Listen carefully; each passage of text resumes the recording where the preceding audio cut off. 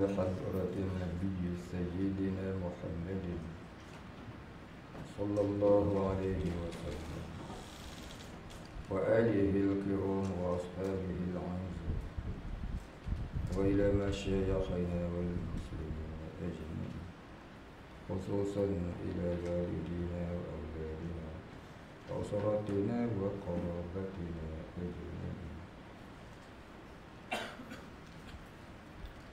وخصوصا إلى حاجاتنا ودعائنا خصوصا إلى سيدنا الشيخ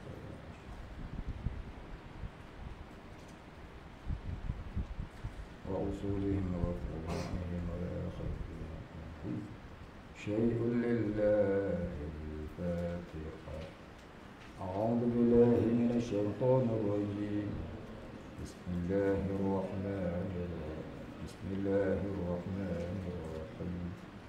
الحمد لله رب العالمين الرحمن الرحيم مالك يوم الدين إياك نعبد وإياك نستعين اهدنا الصراط المستقيم صراط الذين أنعمت عليهم غير المغضوب عليهم ولا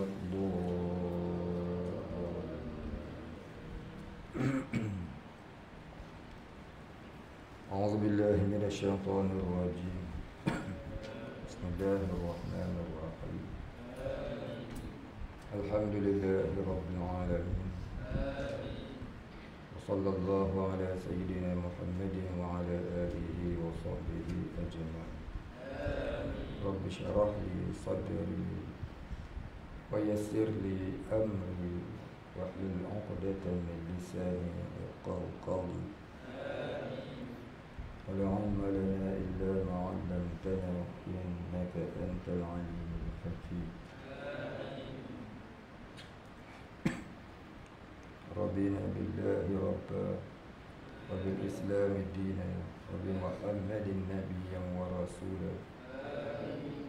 اللهم اجعلنا من التوابين واجعلنا من المستغفرين واجعلنا من المتطهرين واجعلنا من المتقين. اللهم أحينا بحياة العلماء وأمتنا بموت الشهداء. اللهم نجنا من القوم الظالمين. اللهم نجنا من القوم الظالمين. اللهم نجنا من القوم الظالمين. آمين يا رب العالمين. بسم الله الرحمن الرحيم.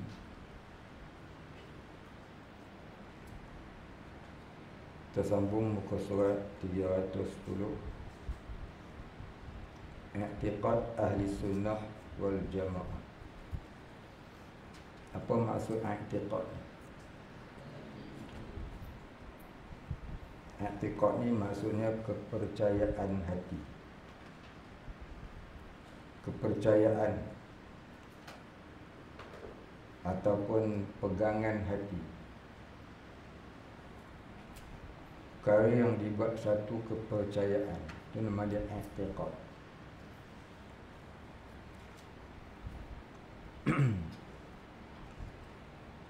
Perkara yang dibuatkan satu kesimpulan kepercayaan.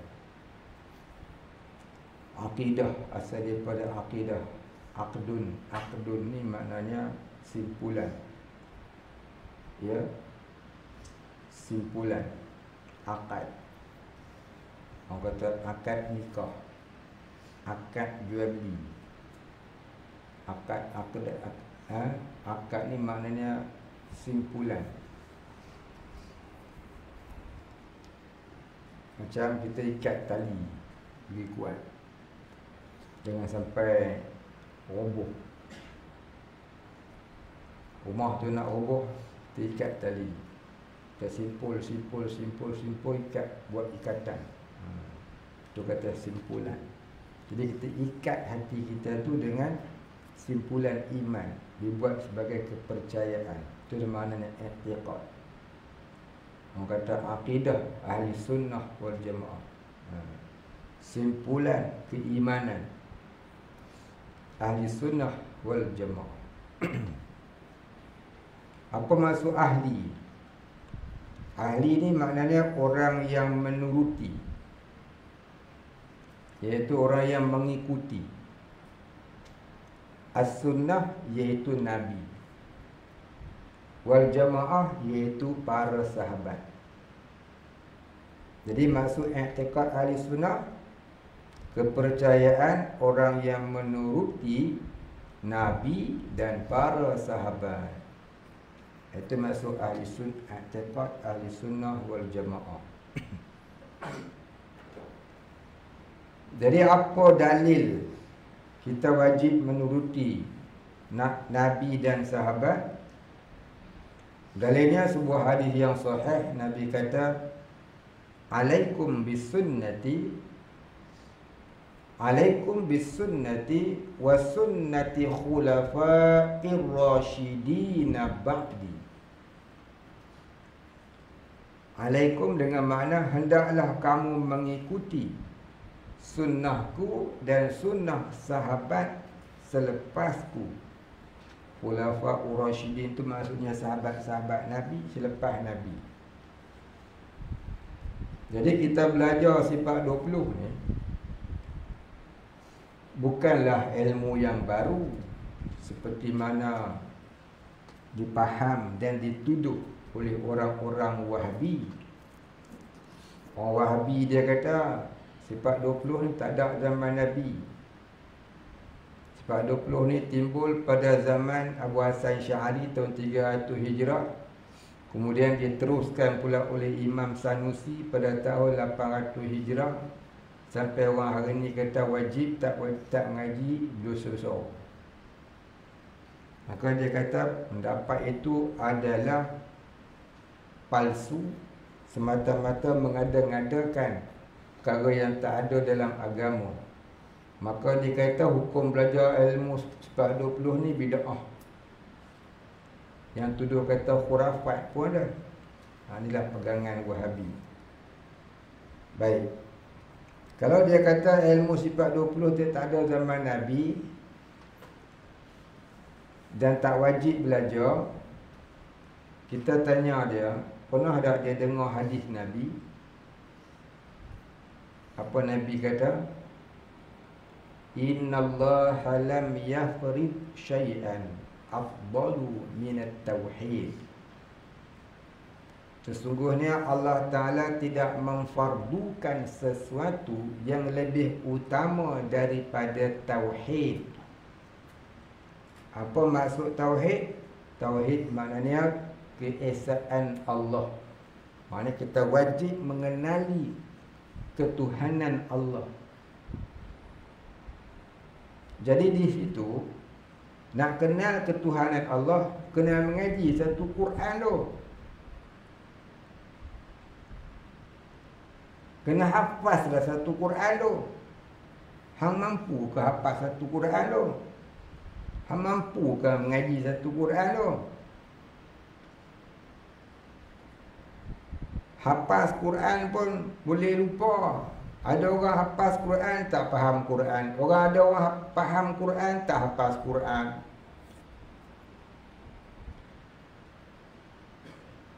Zaman lah ni tak macam zaman sahabat Nabi. Dia hafaz Quran, dia alim Quran, dan dia qari Quran.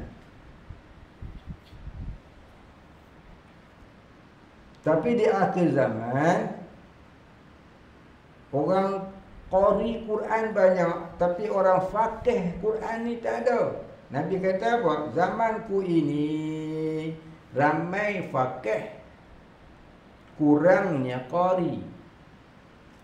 Akan timbul di akhir zaman ramainya qari tapi tiada yang faqih. Maksudnya kurang sangat orang yang faham Quran. Baca Quran sudah taranum lagu tu, taranum lagu ni, tapi yang faham Quran tu dia tak banyak. Orang yang duk taranum Quran tu, apa hak dia baca dia pun tak tahu. Masuk musabaqah baca surah An-Nur, cantik. Apa makna surah An-Nur dia pun dah tahu.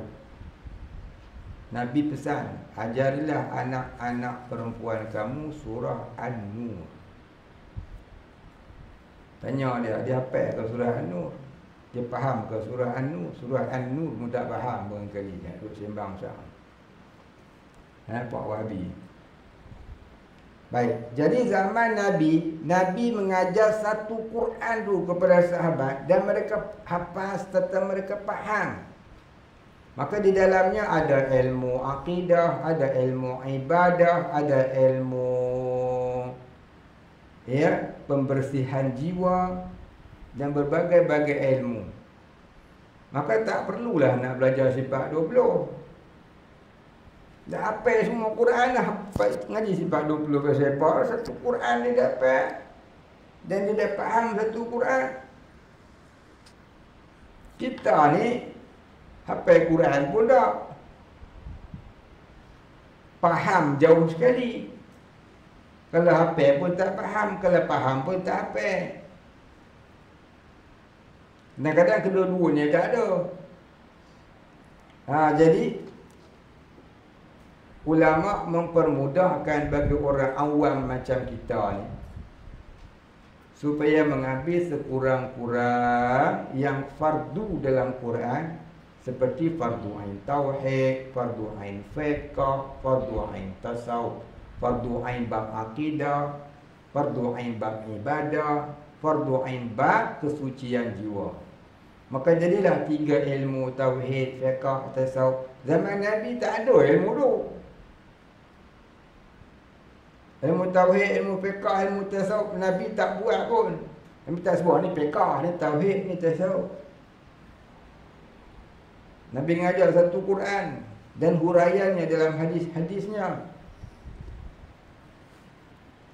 Jadi kalau kita dah tak faham Quran, tak mampu nak belajar tafsir sebuah Al-Quran itu, maka ambillah yang fardu-fardu ainnya.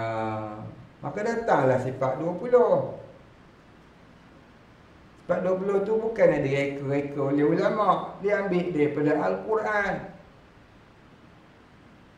Qul huwallah wujud. Allah tu ada. Ahad, wahdaniyah. Dan seterusnya. Maka ulama mengumpulkan agar memudahkan orang-orang awam mengenal Allah, mengenal tauhid, biar kena dengan hadis Nabi yang menyuruh kita ni faham tauhid. Innallaha lam yafrid syai'an afdalu minat tauhid. Lam yafrid mana tak memfardukan sesuatu melainkan tauhid. Maknanya tauhid itu fardu ain.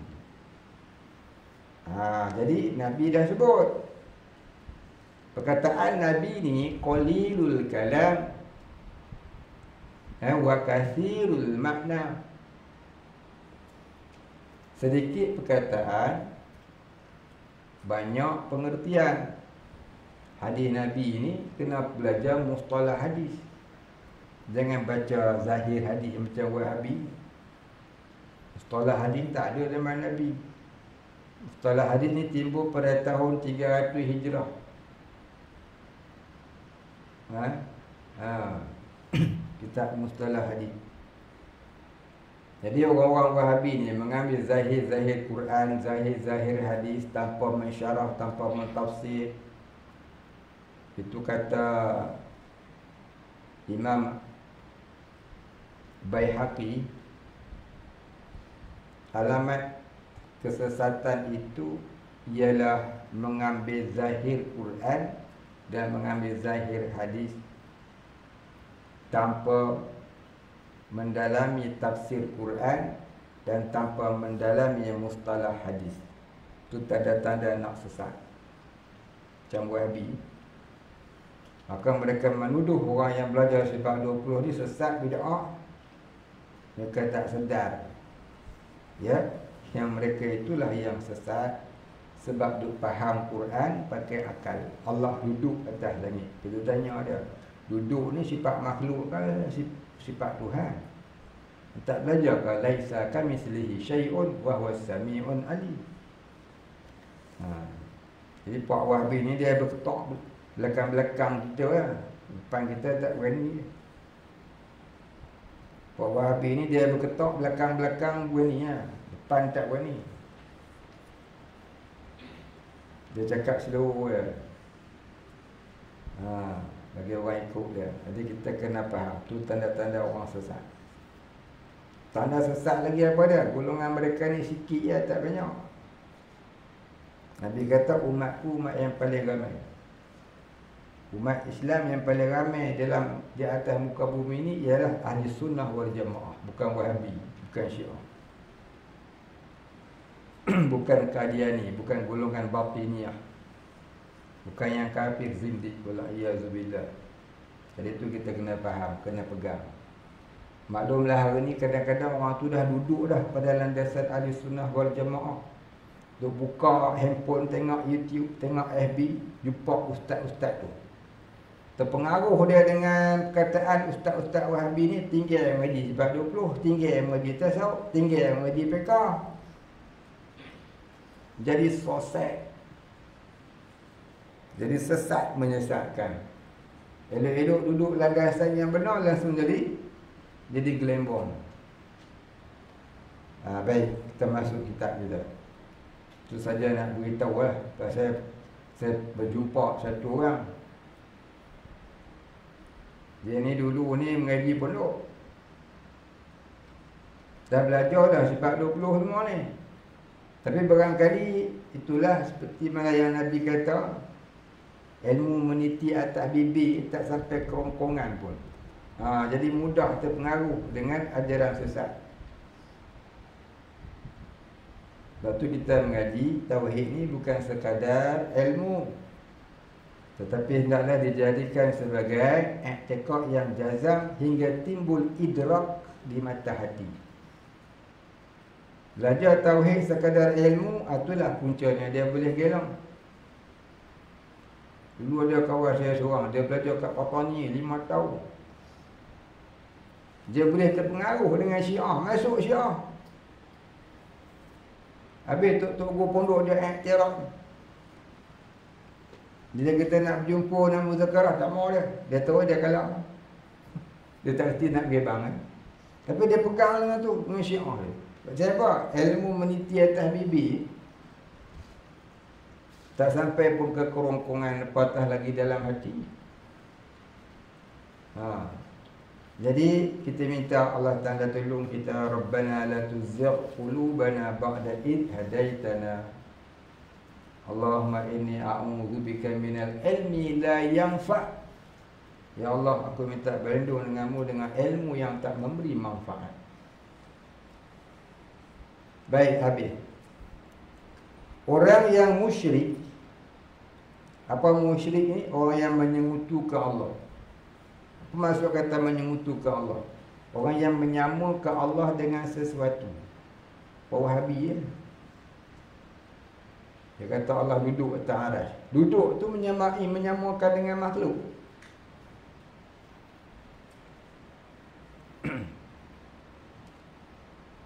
Zaman dulu tauhid ni nak lawan Khawarij.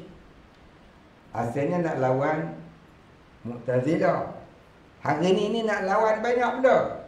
Bukan kata Khawarij Mu'tazilah tu dah hampir pupus. Ni nak lawan Wahabi, Syiah, plural, liberal, sekular, nasionalis. Banyak nak lawan hari ni.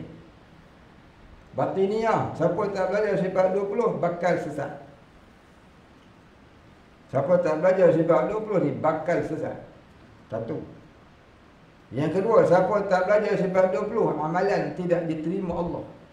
Fala tasihhul ibadah illa bima'rifatil ma'bud. Tak sah ibadah melainkan kenal Tuhan yang disembah. Kena kenal Tuhan. Bila kita belajar tauhid, baru datang nur iman. Baru boleh kita menjawab persoalan hidup.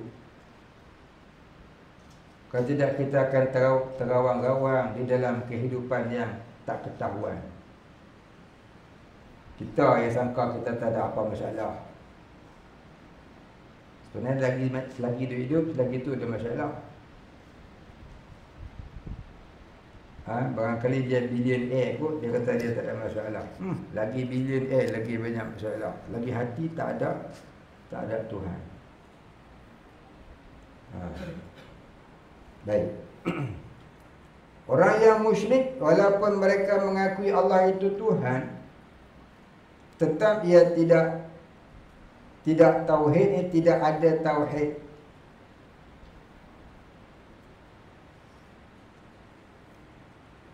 Syirik dan tauhid tidak dapat bersatu. Hal ini dua yang berlainan, seperti tidak boleh bersatu siang dan malam. Mereka, yakni Wahabi, ni sambungan minggu lepas ni. Wahabi berkata tauhid dua jenis, tauhid tiga jenis. Nabi kata, Wahabi kata tauhid rububiyah, tauhid uluhiyah, tauhid apa satu lagi? Ada tulis lah. Dan nombor 3 tu tauhid asma wa sifat. Mereka, yakni Wahabi, telah salah dalam mentafsirkan firman Allah. Apa firman Allah? A'udzubillahi as-sami'il 'alim minasyaitonir rajim. Bismillahirrahmanirrahim. Baik, ayat Quran ni kalau tak dia tak tulis bismillah, ada dua kaul. Setengah ulama kata kalau tak ada mulakan dengan bismillah, maka tidaklah sunat kita baca bismillah. Maka baca saja a'udzubillahi minasyaitonir rajim, teruslah baca ayatnya. Namun setengah ulama, seperti mana disebutkan dalam kitab I'anatut Talibin, kata dia walaupun ayat Quran tu tak ada bismillah di tengah-tengah ayat umpamanya macam kita tengok ni lah, maka masih sunat membaca a'udzubillah dan bismillah. Kerana berpegang pada hadis Nabi. Nabi kata kullu amrin dzibalin la yubda'u fihi bi bismillahirrahmanirrahim fahuwa aqta'un aw ajzamun. Nabi kata tiap-tiap pekerjaan yang baik kalau tak dimulai dengan bismillahirrahmanirrahim, maka terpotong pada pihak barakahnya.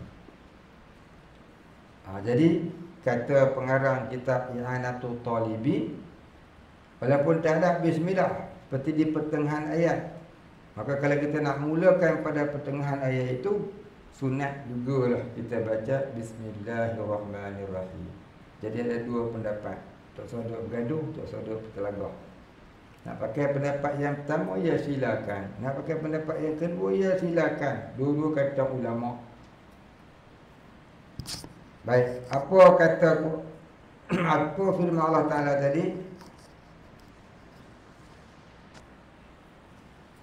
Wala in sa'altahum man khalaqas samawati wal ard wa sakhkhara asy-syamsa wal qamar la yaqulunna Allah fa anna yufakun.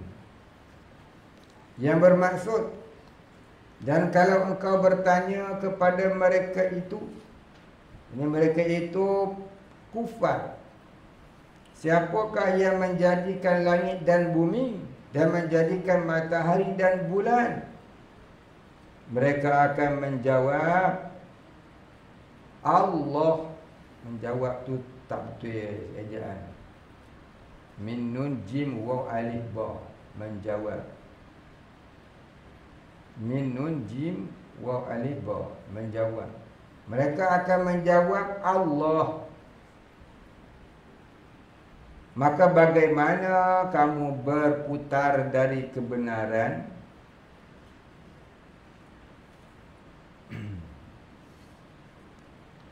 Fahaman mereka, arti mereka akan menjawab, bawah ni betul pula, iaitu dikatakan orang itu ada tauhid rububiyah. Mereka, pahaman mereka, ni pahaman orang Wahabi ni, siapa yang kata Siapakah yang menjadikan langit dan bumi, matahari, bulan? Maka kalau dia kata Allah, maka orang tu dinamakan dia ada tauhid rububiyah. Walaupun si kafir musyrik, penyembah berhala, maka ini jelas batil, jelas salah dia. Pengajian seperti ini tidak pernah ada semenjak dahulu. Dari zaman sahabat radhiyallahu anhum alaihi. Mudah-mudahan alaihi itu tak ada potong.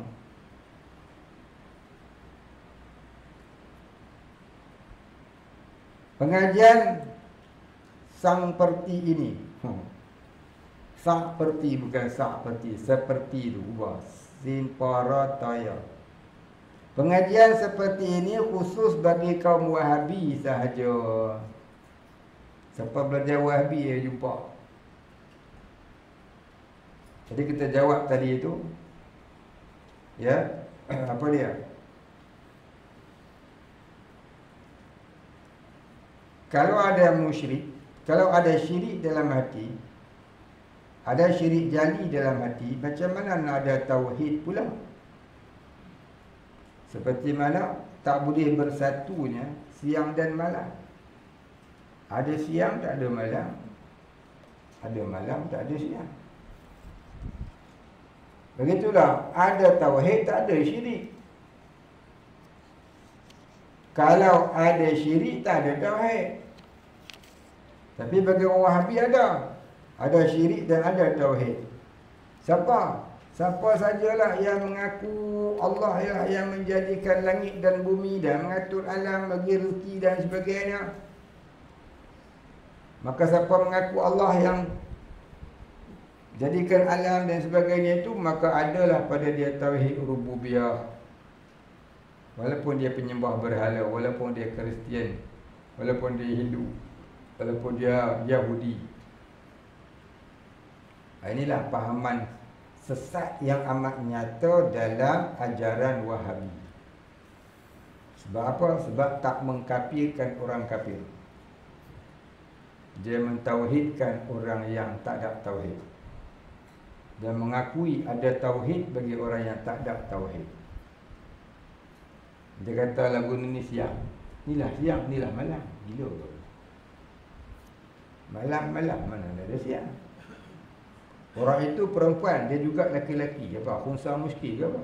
Itu tak nama lelaki, tak nama perempuan. Nama dia khunsa. Baik. Habis.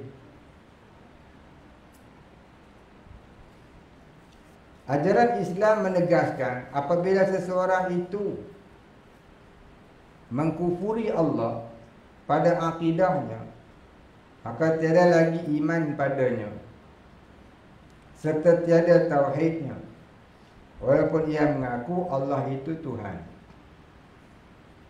Dalam Islam, siapa-siapa yang mengkufuri Allah, yang mensyirikkan Allah, maka tak ada lagi iman dalam hatinya, melainkan kafir. Baik, maksud syirik itu ialah syirik jali. Bukan syirik khafi, syirik jali. Syirik ni ada 3 bukan? Syirik jali, syirik khafi, syirik akhfal khafi. Syirik akhfal khafi dan syirik khafi itu taklah jadi kafir. Yang jadi kafir syirik jali. Syirik khafi dia mukmin tapi asi. Syirik akhfal khafi, itu ada banyak bahagi. Lepas tu syirik yang tersembunyi, yang amat tersembunyi, iaitulah ananiyah di dalam hati. Itu syirik akhfal khafi. Rasa keakuan, tak rasa ketuhanan.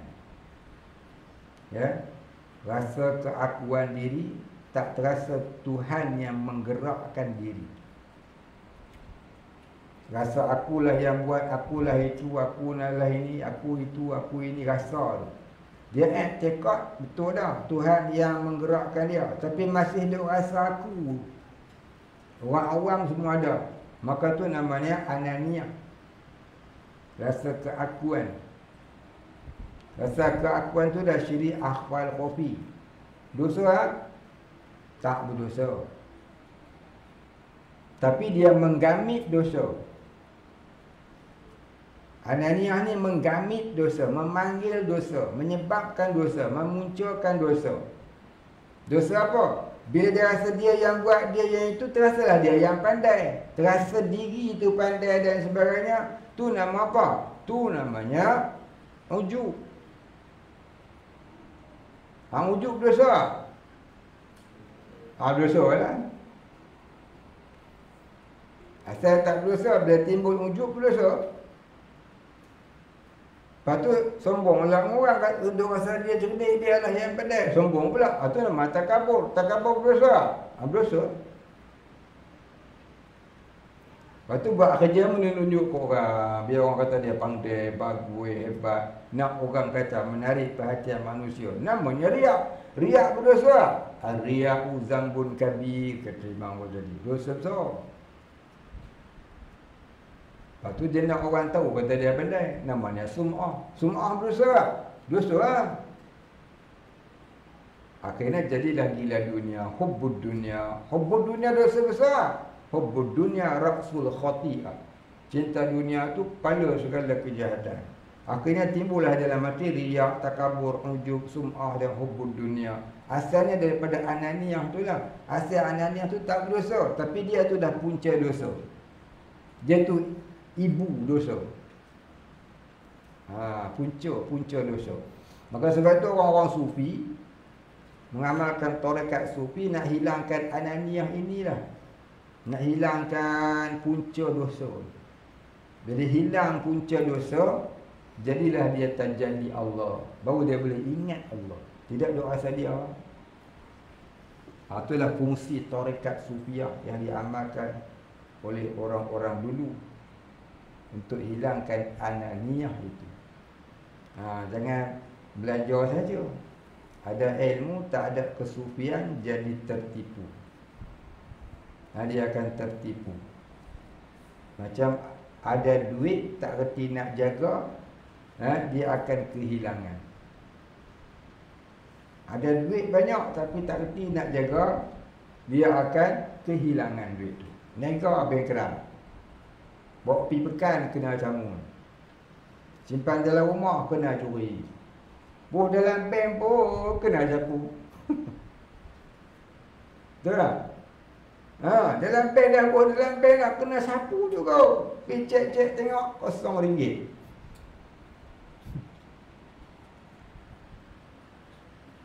Pasal apa? Tak pandai nak jaga. Itulah ibaratnya ada ilmu tak pandai nak jaga. Jadi ilmu tu tak memberi manfaat juga. Asalnya ilmu tu memberi manfaat. Asalnya duit tu memberi manfaat, tapi tak nak jaga. Tu kena ada jalan-jalan kesufian dia. Langkah-langkah keselamatan pada duit kita, ibaratnya harta kita. Langkah-langkah keselamatan kepada amal ibadah ialah kesufian. Itu dah ihdinas siratal mustaqim. Siapa? Siratal ladzina an'amta 'alaihim minan nabiyyin was-siddiqin wasyuhada was-salihin. Itu semua orang sufi. Nabi-nabi, syuhada, orang soleh. Baik, habis. Jadi seseorang Nabi tentu dia itu orang wali. Orang wali tentu dia orang sufi. Orang sufi dia tentu orang soleh. Orang soleh belum tentu dia sufi. Soleh dulu, baru sufi, kemudian baru wali. Itu kalau orang-orang. Kalau Nabi dan Rasul, mereka terpelihara sejak sebelum lahir. Nabi dan Rasul dia terpelihara daripada dosa sejak sebelum lahir sampai dia wafat. Tapi orang wali harus saja sebelum dia jadi wali kafir pun ada. Sahabat Nabi semua wali, tapi pernah mendahului kafir. Sayyidina Umar sebelum masuk Islam, dia penyembah berhala, kemudian jadi sahabat Nabi, sampai jadi wali, sampai tergolong dalam sahabat Nabi. Jadi kita nak menuju kepada muwahhid, orang yang benar-benar mentauhidkan Allah, tak dapat tidak, kena jadi soleh. Sebelum soleh kena jadi alim. Sebelum alim kena talibul ilm, jadi orang yang menuntut ilmu. Jadi langkah awal kita nak menuju kepada Allah, kena ada ilmu, kena menuntut ilmu. Jadi bila kita tak ada ilmu, a'maluhu mardudatun la tuqbalu, amalnya tertolak, tak diterima oleh Allah. Beramal rajin, tapi ilmu tak ada, dia tiru-tiru baca YouTube, tengok Google dia, tak pernah nak pergi belajar. Ilmu tanpa belajar, pakai baca, tu mengaji dengan syaitan. Walaupun betul, tetap mengaji dengan syaitan. Ilmu mestilah bersanad. Apatah lagi tauhid, wajib bersanad. Haram belajar tauhid tanpa sanad.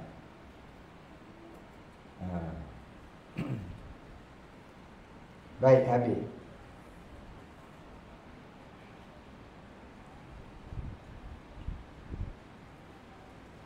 Yang keempat, Wahabi berkata ayat Al-Quran tidak boleh ditakwil. Orang yang mentakwilkan ayat Quran ialah perosak agama. Apa dia takwil? Mengartikan ayat yang mutasyabihah kepada ayat yang membetuli syariat agar mudah dipaham oleh orang awam. Itu kata takwil. Ya, takwil maknanya mengartikan ayat yang mutasyabihat dan ayat yang ibham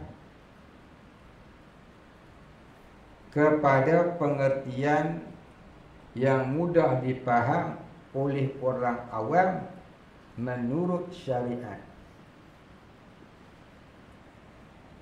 Macam mana ayat mutasyabihat? Contohnya yang mutasyabihat yang selalu kita sebut, yadullahi fawqa aydihim, tangan Allah di atas belakang tangan-tangan mereka itu. Adakah Allah ada tangan? Bertanya tu, adakah Allah ada tangan? Imam Malik kata pembida'ah. Tanya pun pembida'ah.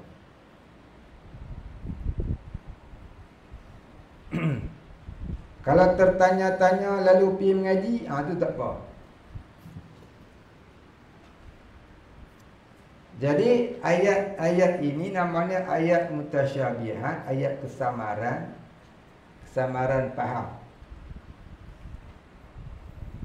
Orang-orang salaf tidak takwil. Mereka berpegang dengan apa yang Allah firman dan tidak mempertikaikannya. Salah orang Wahabi ni, dia kata dia salafi, tapi dia memberi arti. Apa dia bagi arti? Dia kata Allah pun ada tangan. Ni salah. Bukan pandai, memandai-mandai. Pandai tak apa, memandai-mandai. Orang salah berkata yadullahi fawqa aydihim, Allah juga yang mengetahui. Orang Wahabi pergi tambah, yadullahi fawqa aydihim, Allah pun ada tangan. Dia kata, pergi tambah tu yang salah. Jangan disebutlah Allah ada tangan. Jadilah menyerupai makhluk, makhluk ada tangan. Ternafi laisa kamitslihi syai'. Allah tidak menyerupai sesuatu. Jadi orang-orang ahli sunnah wal jamaah mentakwilkan ayat itu supaya orang awam tidak tertanya-tanya ataupun tersalah faham. Maka yadun itu ditakwilkan kudrat dan iradat Allah. Kudrat dan iradat Allah. Baik, habis. Ahli sunnah wal jamaah mengatakan takwilkan ayat mutasyabihah adalah harus. Dalilnya sebuah hadis Nabi SAW. Allahumma allimhul hikmah wa ta'wil al-kitab. Rawah Ibnu Majah. Artinya, ya Allah, ajarilah ia, iaitu Ibnu Abbas, akan ilmu hikmah dan ilmu pentakwilan kitab Al-Quran. Nabi kata boleh takwil, Wahabi memandai-mandai kata tak boleh takwil. Dia lagi pandai daripada Nabi. Ni lawan Wahabi betul. Zaman Imam Abu Hasan Sya'ari, Imam Abu Hasan Sya'ari jelas menentang pegangan kaum Mu'tazilah, sampai mengarang beberapa buah kitab dia. Yang antaranya kitab Al-Ibanah. Bukan hanya berceramah, tapi sampai mengarang kitab nak lawan Mu'tazilah. Akhir zaman ni golongan Mu'tazilah ni dah hampir pupus, tapi masih ada, tak banyak. Yang kuat yang ni ada dua lah, Syiah dengan Wahabi. Syiah dan Wahabi ni bahaya. Ramai tak? Tak ramai sangat. Yang ramai lagi apa? Sekular. Orang yang berpahaman sekular, berpahaman liberal, sosialis dan sebagainya, tapi mengaku ahli sunnah wal jamaah. Ini lagi bahaya sebenarnya. Kalau orang kata Wahabi bahaya, Syiah bahaya, saya kata orang sekular lagi bahaya. Pasal dia duduk dalam ahli sunnah wal jamaah. Dia duduk dalam masjid, dia duduk mengaji sekali kita, tapi dia faham sekular, dia faham liberal. Dia faham liberal ni, sekular lagi bahaya ni. Baik. Kenapa? Wahabi ni kebanyakan ulama ahli sunnah tak menghukumkan kafir.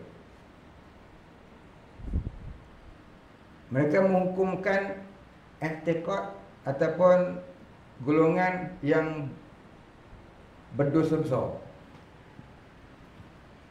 golongan pendosa. Tapi orang yang berpahaman liberal, nasionalis dan sebagainya, itu sekular dan sebagainya, itu pahaman kafir. Dibuat sebagai prinsip hidup. Dibuat is the way of life, is the way of law. Undang-undang hidup, prinsip hidup, pegangan hidup. Yang tu boleh membawa kepada kafir. Saya tak kata dia kafir. Saya kata boleh membawa kepada kafir. Man tashabbaha biqaumin fahuwa minhum. Siapa menyerupai satu kaum maka masuk golongan kaum tu. Yang menyerupai kafir, dia boleh jadi kafir. Nak jadi kafir ke tak, tu kena tanya alim, kena tanya majlis fatwa. Kod ahli majlis apa? Kodlah ahli majlis fatwa tu betul-betul jujur dan amanah dalam agama.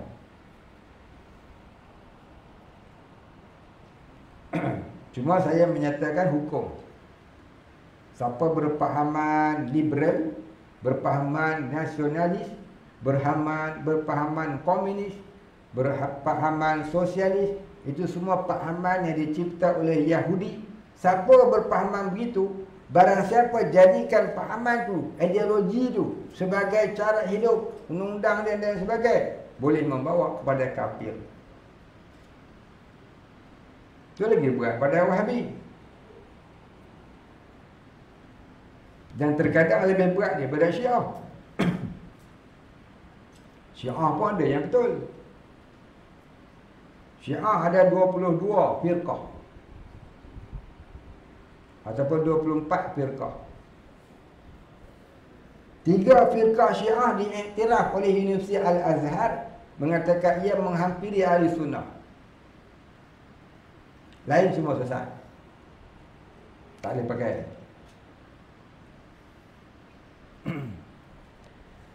Tapi kalau kata Wahabi ni semua sesat, tapi tak sampai kafir. Tapi kalau kata liberal, tu semua pahaman kafir terang-terang. Dijadikan sebagai pegangan hidup kita, boleh membawa kepada murtad wal-iyazubillah. Saya tak kata murtad, saya kata boleh membawa kepada murtad. Pegang molek, saya kata saya mengkafirkan orang pula. Sudah. Dengar molek. Saya tidak menghukum, saya menyatakan hukum. Dan itu tolong reti benda ni. Sebab itulah wajib belajar sifat 20.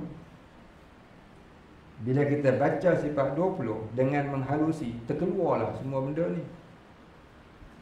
Tapi kalau cuma baca sifat 20 sekadar baca tak ada huraian, macam baca Quran tak ada huraian, boleh faham?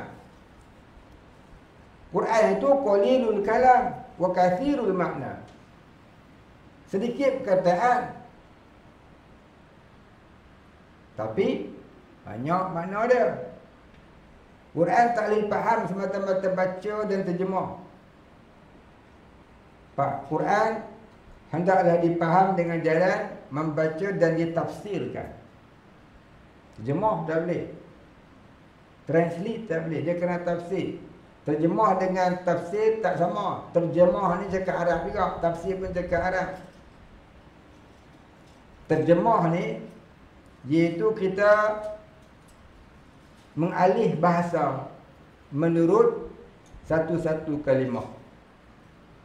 Tafsir ialah menghuraikan satu-satu kalimah kepada perkara yang dikehendaki oleh syarak. Tahun 30-an dulu, ulama-ulama Al-Azhar ada buat fatwa. Dia kata apa? Al-Quran itu qalilul kalam wa kathirul makna. Sedikit perkataan tapi banyak pengertian.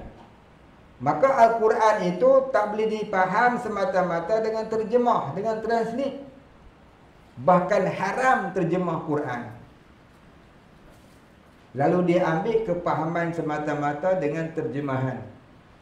Maka Quran itu naklah dipaham melalui tafsirnya. Kena belajar tafsir. Jadi Quran haram diterjemah untuk mengambil kepahaman. Untuk mengambil kepahaman Quran hendaklah ditafsirkan. Itulah timbul ulama-ulama tafsir yang digelarkan mufassirin. Seperti Imam Al-Baydawi, seperti Imam Jalaluddin As-Suyuti, Jalaluddin Al-Mahalli. Dia mengarang kitab apa? Apa? Jalalain. Tafsir Jalalain. Tafsir yang dikarang oleh orang yang bernama Jalal. 2 orang Jalal. Jalaluddin As-Suyuti, Jalaluddin Al-Mahalli. Jalaluddin As-Suyuti ni anak murid Jalaluddin Al-Mahalli. Tok guru anak murid sekarang kita. Jadi berapa semua mufassirin yang diiktiraf oleh Islam? Ada 14 orang. Asalnya 7. Ni datang lagi 7, jadi semua 14 orang mufassirin yang diiktiraf oleh ahli sunnah wal jamaah. Dan ada satu lagi tafsir, orang panggil tafsir sufi, yang terkenal pengarangnya ialah Imam Al-Qushairi. Dia mengarang kitab tafsir sufi.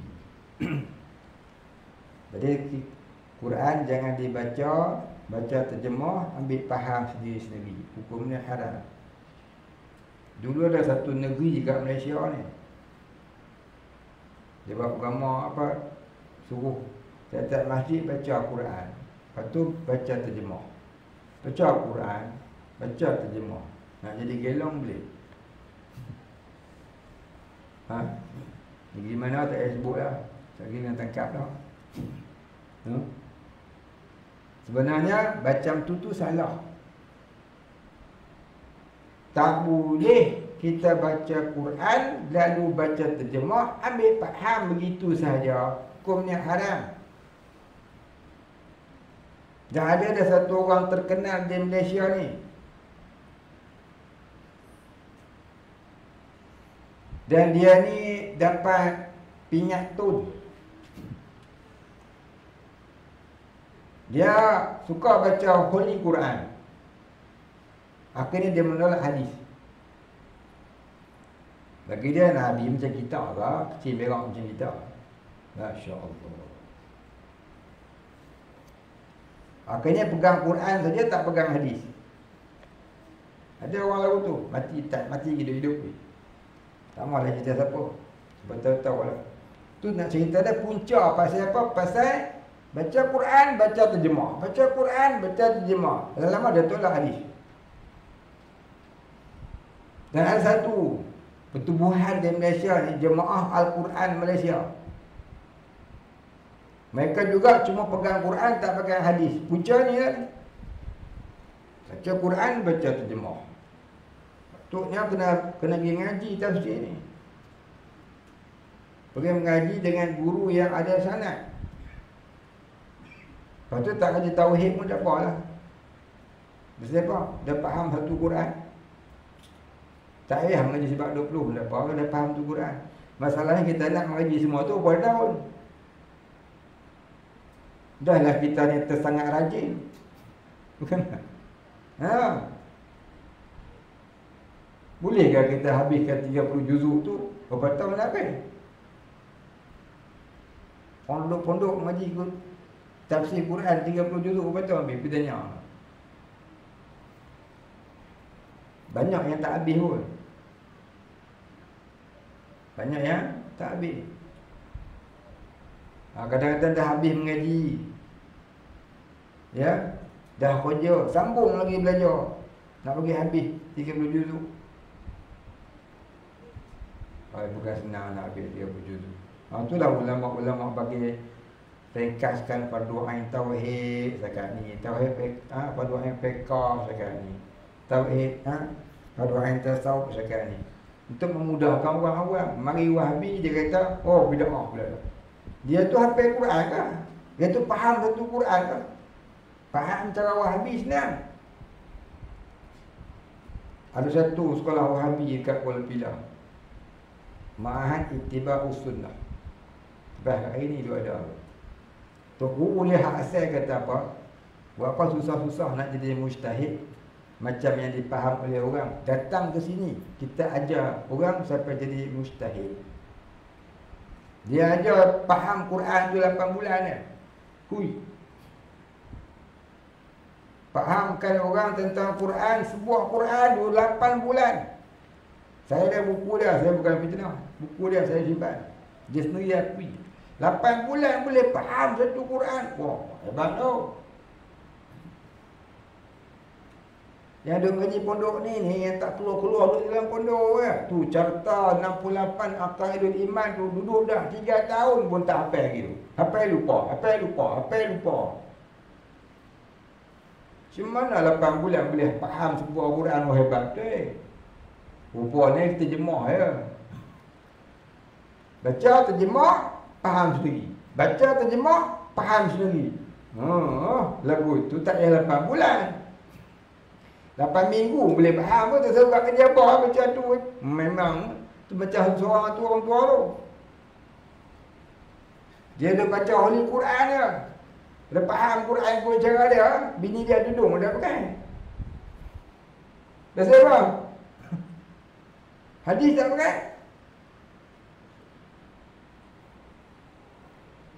Hadis tak pakai. Ni masalah. Baca Quran pakai. Orang ni berat ni. Sedangkan tempat sandaran ilmu kita Quran dan hadis, ijma' dan qiyas. Dia Quran saja. Baik, habis. Yang kelima, Wahabi berkata Adam bukan Nabi. Wahabi berkata Nabi Adam bukan Nabi. Jahat sungguh Wahabi. Nabi Adam pun dia kata bukan Nabi.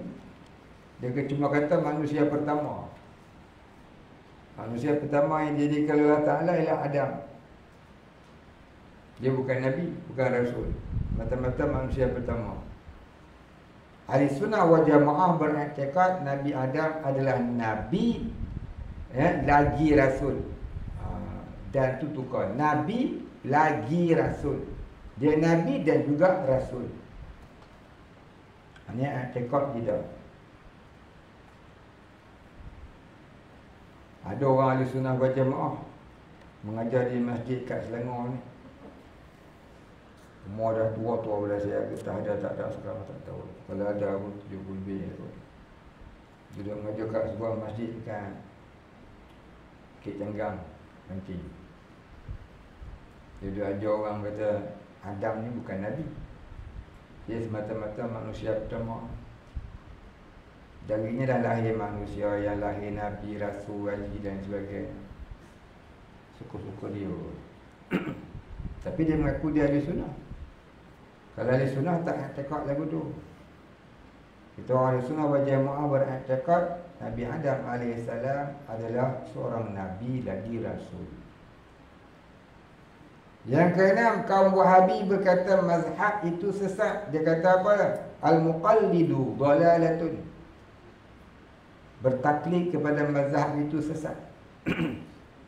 Ahli Sunnah wal Jamaah beriktikad mazhab itu wajib sekiranya ia tidak seorang mujtahid. Wahabi pula dia kata nak jadi mujtahid mengaji dengan dia 8 bulan jadi mujtahid. Ini dakwaan guru dia dalam kitab dia. Guru tu mengajar di Ma'had Ittiba'us Sunnah Kuala Pilah,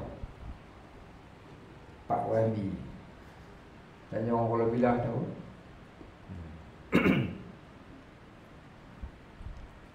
Baik. Adakah pintu mujtahid ini sudah tertutup?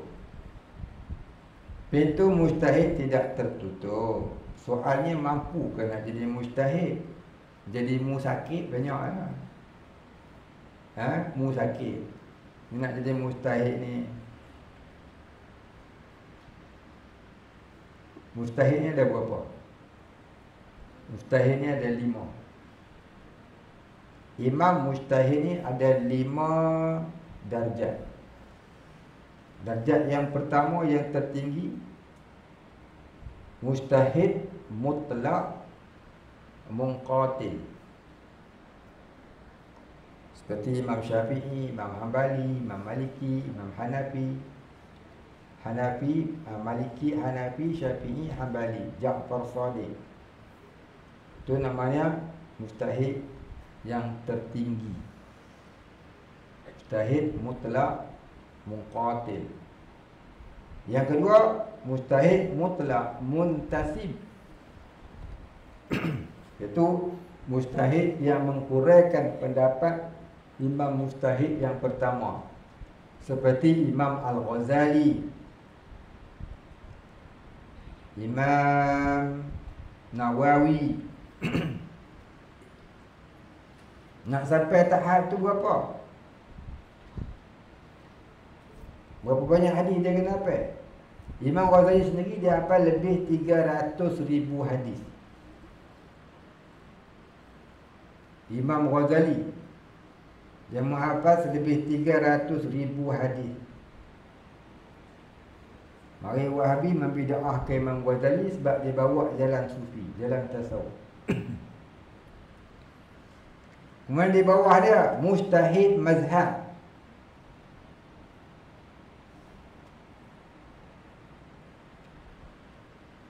Siapa mujtahid mazhab? Itu mujtahid yang menghuraikan pendapat imam-imam yang di atas. Kemudian seperti mana? Seperti Imam Ibn Hajar dan Imam Syekh Ramli Shibrul Malsi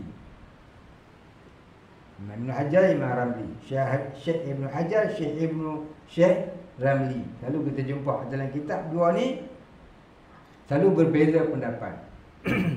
Syekh Ibn Hajar, Syekh Ramli. Itu imam mujtahid mazhab. Yang keempat, imam mujtahid tarjih,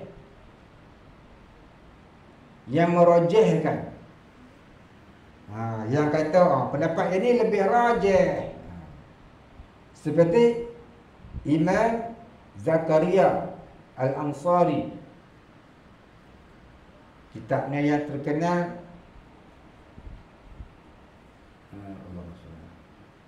Subulus Salam. Kitab Subulus Salam, Imam Zakaria Al-Ansari contohnya.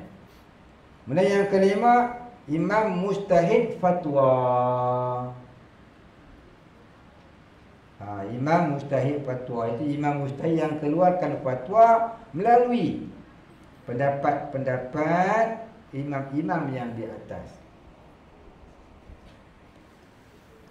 Nak jadi imam mujtahid ni berapa pula kena hafal hadis?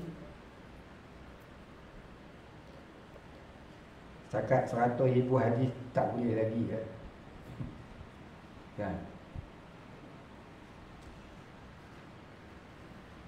Di dunia hari ni orang yang paling banyak hafal hadis, dia hafal 100,000 hadis. Kita tak pernah dengar lagi orang yang ada hafal hadis hingga 100,000 hadis. Maka dia dulu ada lah. Yang zaman sekarang lah ni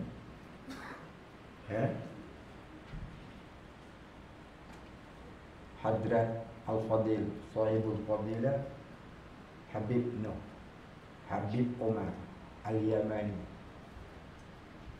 100,000 hadis dia hafal.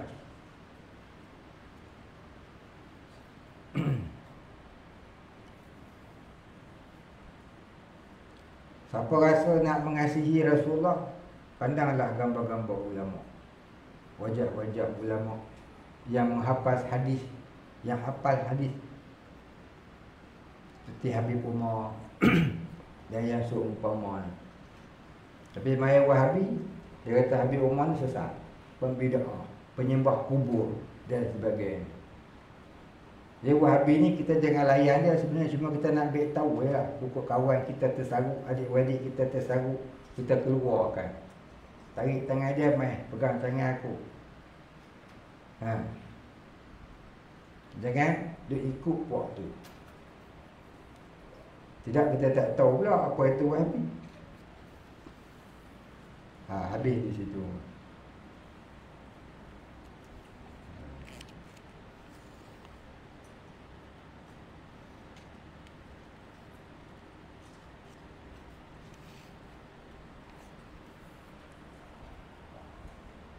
Yang ketujuh, kaum Wahabi berkata menjadi mujtahid mudah sahaja. Belajar di sekolah mereka selama 8 bulan. Boleh tulis di sini. Madrasah dia mana? Ma'ahad Ittiba'us Sunnah Kuala Pilah. Ini dakwaan guru mereka. Ada buku dia kat saya. Orang kata ustaz ni pandai kita nak apa? Nama buku dia sedap. Tajuk buku dia tu Gayung Bersambut. Tuan-tuan boleh baca lah. Dia komen ahli sunnah berjemaah semua sesat. Dia seorang tu. Dikarang oleh guru sekolah tu. Apa nama dia lupa. Gani ke apa nama. Dia kata apa? Belajar 8 bulan tu sudah boleh jadi alim, jadi mujtahid. Mudah tu. Yang kedua, kita golongan ahli sunnah menyelidik apa yang dipelajari mereka, rupanya belajar tafsir harfiah. Harfiah ni apa dia? Pakai terjemah je. Tak nak tafsir. 8 bulan habis. Tak sampai 8 bulan, 8 minggu habis. Telah memfatwakan ulama Al-Azhar belajar Al-Quran secara harfiah adalah haram. Kerana bahasa Quran mustahil dapat dipaham semata-mata dengan terjemah tanpa tafsir. Ini ulama Universiti Al-Azhar Yang orang fatwa tahun 30-an tu. Tak, dakwaan mereka itu dapat dilihat dalam buku keluaran mereka sendiri, iaitu Ma'had Ittiba'us Sunnah Kuala Pilah Negeri Sembilan, buku berjudul Gayung Bersambut. Tulis buku tu ni, apa nak cari cari. K1, saya tak ingat apa K1. Keluaran 1985, karangan Hashim Ghani. Kita tengok ni. Mudah sungguh. Tak selesai lagi. Orang dulu mengaji sampai berpuluh-puluh tahun, sampai takhirkan kahwin. Imam Ghazali kahwin tua. Pasal apa? Menuntut ilmu lama. Imam Nawawi tak kahwin-kahwin, wafat 45 tahun tanpa kahwin. Belajar lama dengan kitab pergi. Pasal apa nak jadi alim sampai mujtahid? Dah dia ngaji dia 8 bulan. Hebatlah 8 bulan. Yang ke-8, Wahabi berkata ilmu sifat 20 adalah semata-mata rekaan Al-Asy'ariyah, Al-Maturidiyah, Al-Maturidi dan yang seumpama dan yang seumpamanya, bukan golongan ahli sunnah.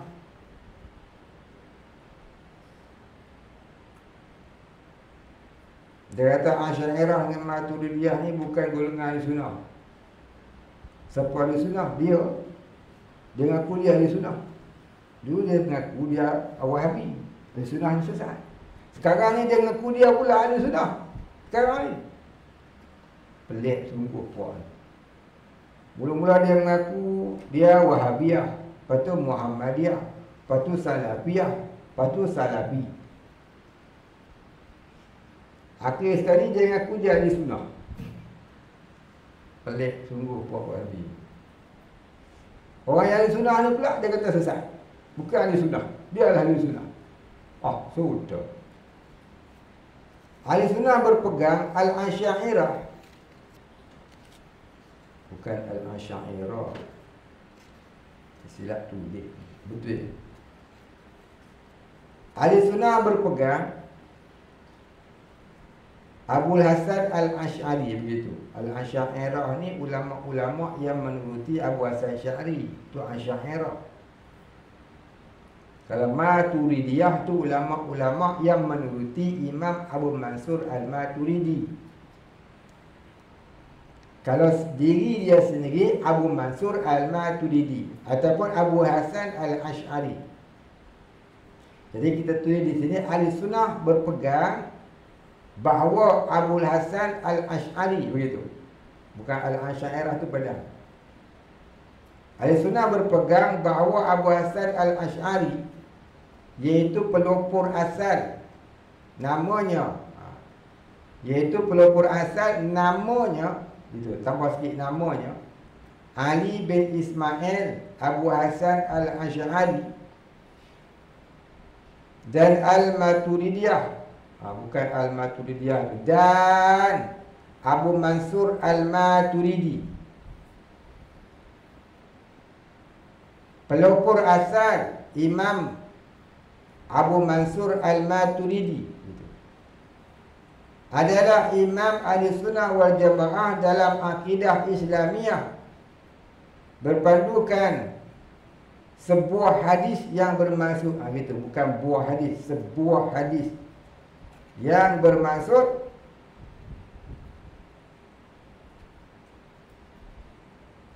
iaitu maksud sebuah hadis yang lebih kurang maknanya dalam bahasa Malaysia. Cakap Arab pula dah, bahasa Melayu lah. Apa dia?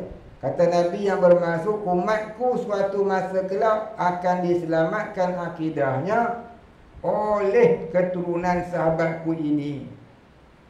Lalu Rasulullah sallallahu alaihi wasallam menunjukkan kepada Abu Musa Al-Asy'ari. Al-Asy'ari itu eja salah. Alif lam alif shin ain alif roya. Al-Asy'ari. Alif lam alif Shin Ain Raya.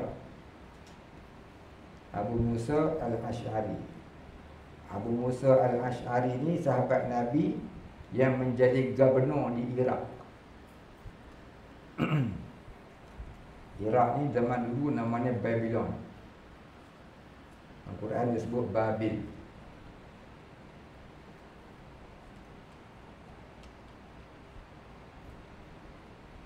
Baik, kita berhenti situ dulu. Kemudian katanya yang ke-9, Wahabi berkata Nabi Isa AS dimatikan oleh Allah terlebih dahulu. Sudah cerita bab Nabi Isa ni panjang. Pak Wahabi dia kata Nabi Isa dah mati ya. Keranda dia ada di langit.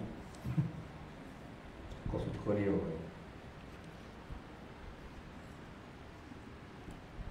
Wallahu a'lam. Al-Fatihah. A'udzu billahi minasy syaithanir rajim. Bismillahirrahmanirrahim. Alhamdulillahi rabbil alamin. Ar-Rahmanir Rahim. Maliki yaumiddin. Iyyaka na'budu wa iyyaka nasta'in. Ihdinas siratal mustaqim. Siratal ladzina an'amta 'alaihim ghairil maghdubi 'alaihim waladdallin. Bismillahirrahmanirrahim. Alhamdulillahi rabbil alamin. Wassalatu wassalamu ala asyrafil anbiya'i wal mursalin wa ala alihi wa sahbihi ajma'in. اللهم اغفر لنا ذنوبنا وارحمنا وأنت الغفور الرحيم. اللهم اغفر لنا ذنوبنا ولوالدينا وارحمهم كما ربيانا صغارا ولمشايخنا وللمسلمين أجمعين برحمتك يا أرحم الراحمين. اللهم نور قلوبنا بنور معرفتك يا فتاح يا رزاق. افتح لنا فتحا قريبا كما فتحته على أنبيائك وأوليائك وعبادك الصالحين. صلى الله على سيدنا محمد وعلى آله وصحبه أجمعين. سبحان ربك رب العزة عما يصفون. سلام على المرسلين والحمد لله رب العالمين.